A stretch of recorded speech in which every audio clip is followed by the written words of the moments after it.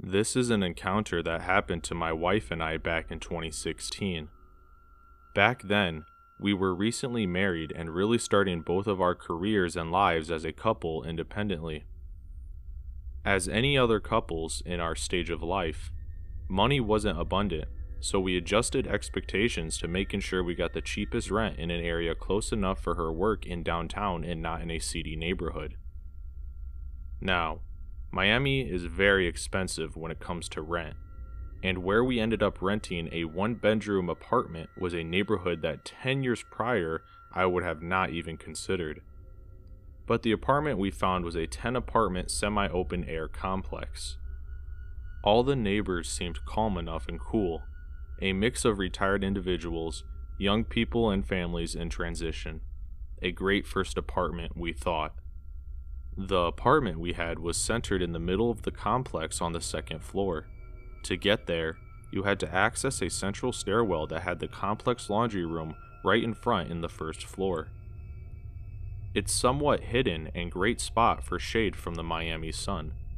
The stairwell led to a cool, decent-sized patio area, which we shared with another neighbor. This encounter began on our day back from our honeymoon cruise. We had gotten married 4 months earlier, but had to delay our honeymoon due to work and money reasons. We got picked up by my mother from the cruise ports and traveled home, which was 10 minutes away. It was a Monday morning, around 10 a.m., when we got home. As we rolled our bags towards our apartment staircase, we see there's a young-looking black guy sitting on the bottom steps, blocking any way of going up. He was wearing a brown vest, black t-shirt, and jeans. He rocked an afro and had a goatee. As I approached him, I sensed something was a little off. He did not acknowledge my presence as I approached the stairs, so I said, "Hey, sorry to bother, but I need to go up the stairs." He simply glanced at me for a second, got up, walked away towards a little park in front of the complex. What I found odd initially was that he wasn't really doing much, just sort of staring into space when we first ran into him. My mother and wife were a little creeped out and worried.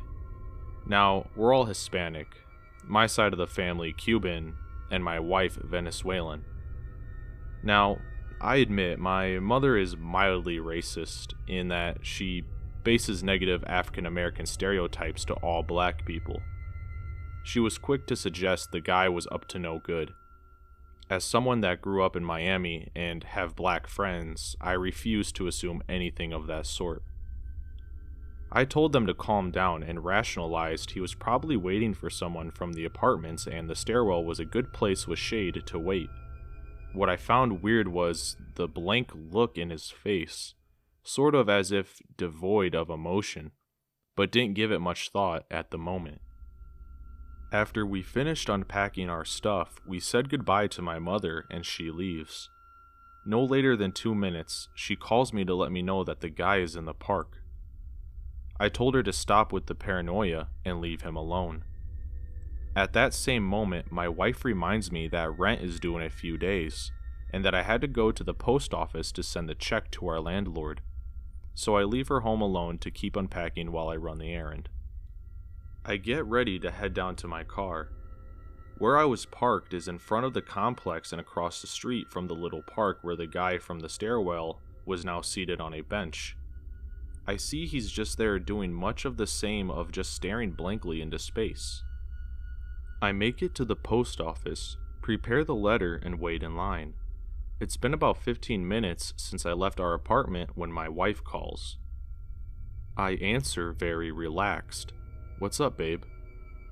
She then whispers in a low tone, but I could hear the concern in her voice.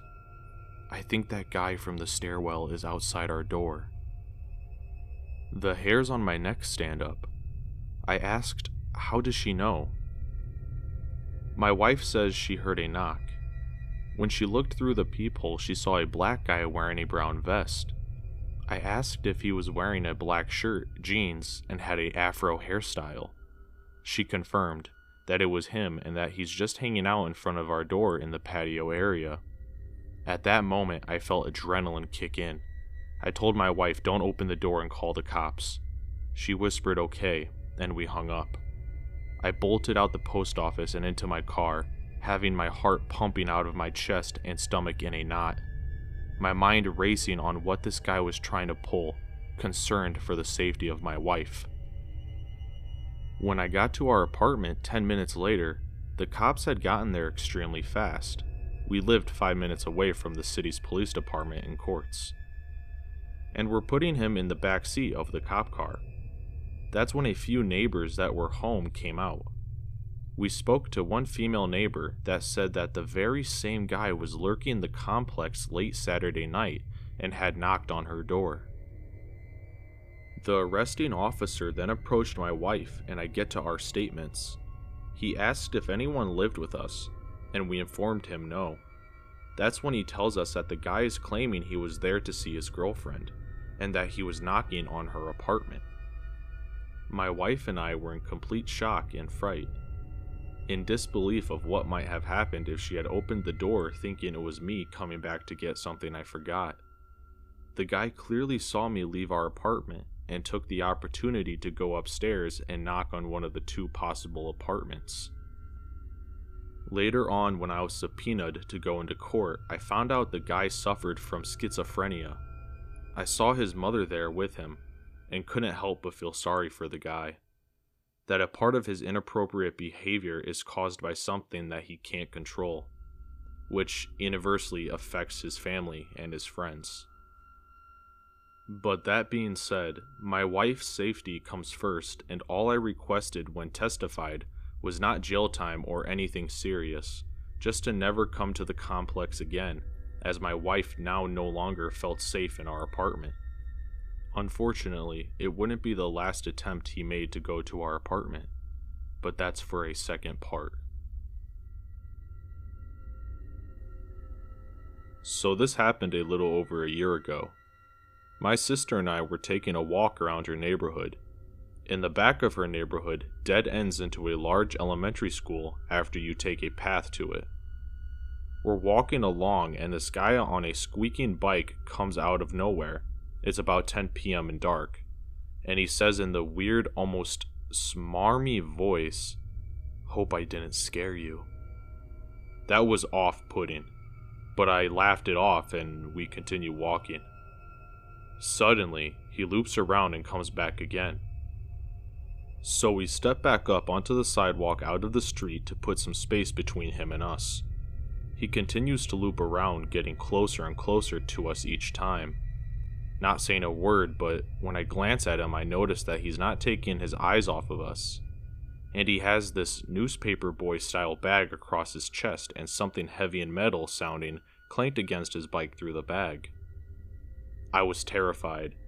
The only way back towards people was up the long path between trees to the neighborhood. It seems like he knows this. Before he can get close again, I grabbed my sister's hand, bolted not for the path, but the trees, so he'd have to abandon his bike to come after us. We crouched down almost under a fallen tree and watched as he rode up the path to the neighborhood. Just as we were about to come out from where we were hiding, he comes back, lays his bike on the ground, and goes into the trees where we had initially entered. We sat quietly, watching him look for us for a few minutes. Then he got back on his bike and rode away. Creepy guy on a bike? Let's not meet again. When I was young, probably 10 or 11, my dad took my little sister, who was probably 6 or 7 at the time, and I, to a lake to go swimming.